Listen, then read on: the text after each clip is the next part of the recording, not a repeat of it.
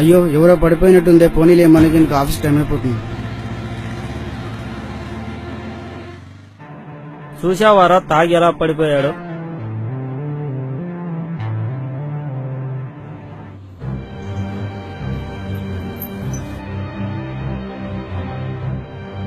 అయ్యో ఫిట్స్ వచ్చినట్టుంది. ఇప్పుడు ఎలా? ఇప్పుడు ఏం చేద్దాం? పెద్దయినా 108కి కాల్ చేద్దాం.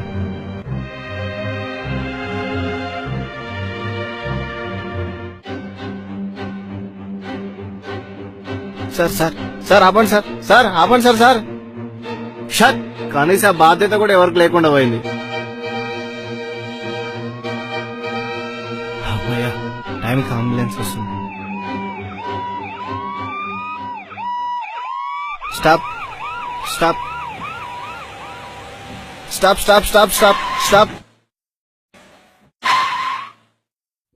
ఇందులో నా ఆఫీస్ అడ్రస్, నా ఫోన్ నెంబర్ ఉంది. ఏదైనా ప్రాబ్లం ఉంటే నన్ను కాంటాక్ట్ చేయి, ఓకేనా? హాస్పిటల్కి జాగ్రత్తగా తీసుకెళ్ళు.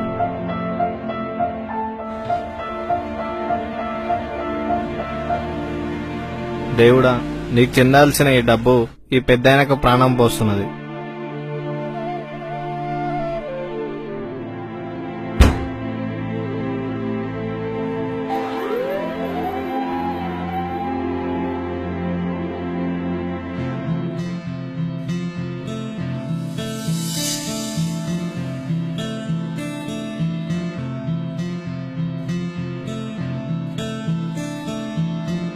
Good morning.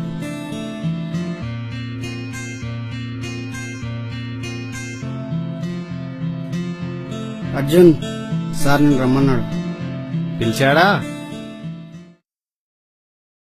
ఈరోజు వీడు అయిపోయాడు. Excuse me sir. ఎస్, రండి సార్, మీకోసమే వెయిట్ చేస్తున్నా. ఈ రోజు కూడా ఎవరికో సాయం చేసి వస్తున్నట్టున్నారు. సార్ అది రోజు నీ ఇష్టం వచ్చినప్పుడు రావడానికి ఇదేమన్నా నీ అత్తగారి ఇల్లు అనుకుంటున్నావా? నాకొక్క విషయం చెప్పు, నీకు ఈ జాబ్ కావాలో సమాజ సేవ కావాలో?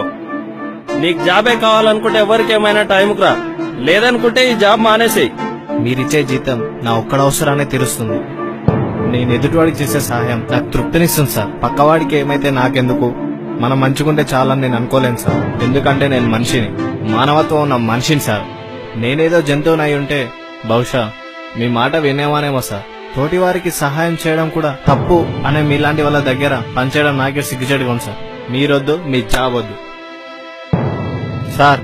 ఒక్కటి మాత్రం గుర్తుపెట్టుకోండి, మనం మనుషులం సార్, కానీ మనుషులాగా బతకడం లేదు. ఇక మనకు తిరిగే లేదు.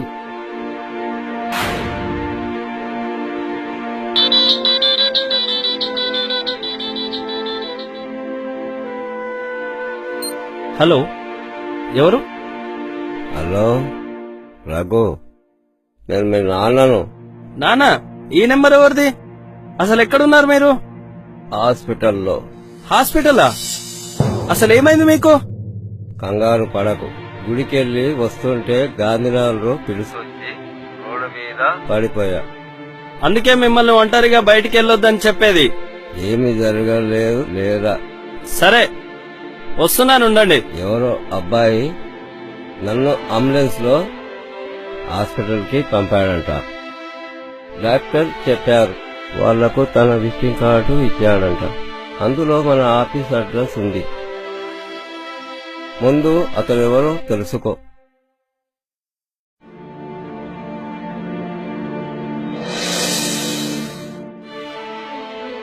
సార్ ఇంతకు ముందుకు నేను కూడా వచ్చేసాను, బట్ ఆఫీస్ కు లేట్ అవుతుంది వచ్చేసాను. మీ ఫాదర్ అని తెలుసుంటే హాస్పిటల్ కి తీసుకువెళ్ళేవాను సార్. నువ్వే కాదురా, అక్కడ అర్జున్ మా నాన్నని సేవ్ చేస్తున్నాడని చూసుకోక అతనిపై నోరు పారేసుకున్నాను.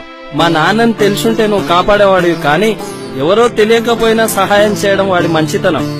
పక్కవాడు చస్తున్నా పట్టించుకోకపోవడం మన పిచ్చితనం. అదేరా వాడికి మనకున్న తేడా. ఇన్ని రోజులు వాడు వెళ్లిపోతే వాడి ప్లేస్ లోకి ప్రమోషన్ తో రావాలనుకుంటున్నావు. నీది స్వార్థం, వాడిది నిస్వార్థం. నువ్వే కాదురా, మనిషన్న ప్రతి ఒక్కడు అవసరాన్ని బట్టి ఎదుటి వ్యక్తికి సహాయపడతాడు. కానీ వాడరా అసలైన మనిషి. తన స్వార్థం చూసుకోకుండా 10 మందికి సహాయపడుతున్నాడురా. మనిషి అన్నప్పుడు ఎంతో కొంత మానవత్వం ఉండాలని వాణ్ణి చూసి మనం మారకపోయినా సరే గాని అలాంటి వాడిని మార్చాలనుకోవడం నేను చేసిన తప్పురా. ఇప్పటి వరకు నాకు అన్నీ ఉన్నాయనుకున్నాను గాని మానవత్వమే మనిషికి అన్నీ అని తెలుసుకోలేకపోయానురా. మనిషికి నిలువెత్తు నిర్వచనం వాడరా. మనిషి అంటే అలాగే ఉండాలి, మనిషిగా పుడితే వాడిలా బతకాలి.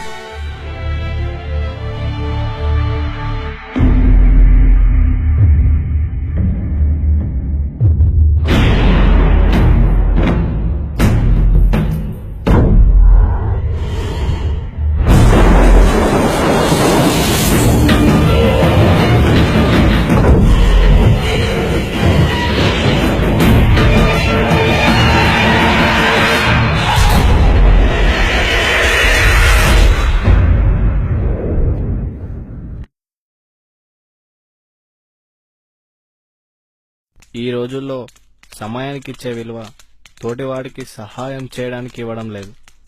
మనకిచ్చే విలువ సాటి మనిషికి ఇవ్వడం లేదు. పక్కవాడి ఏమైపోతే మనకెందుకు, మనం మంచిగుంటే చాలు అనుకుంటున్నాం. అంటే మన స్వార్థం ఎంత దిగజారిపోయిందో అర్థం చేసుకోవచ్చు. మనం మనుషులుగా పుట్టామే గాని మనుషుల్లాగా బ్రతకడం లేదనడానికి నిలువెత్తు నిదర్శనం ఈ చిత్రం.